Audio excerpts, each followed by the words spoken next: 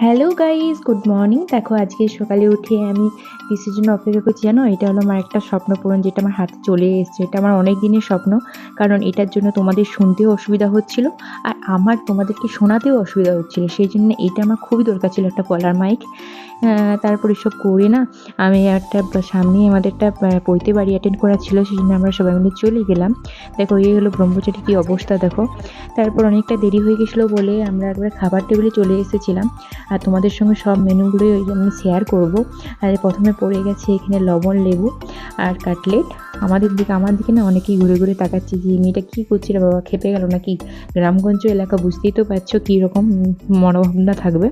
তারপর এখানে মিক্স ডাল হয়েছিল, দই কাতলা হয়েছিল, আর পোস্ত, পাবদা মাছের ঝাল, আর চাটনি, পাঁপড়, পায়েস, দুটো করে মিষ্টি।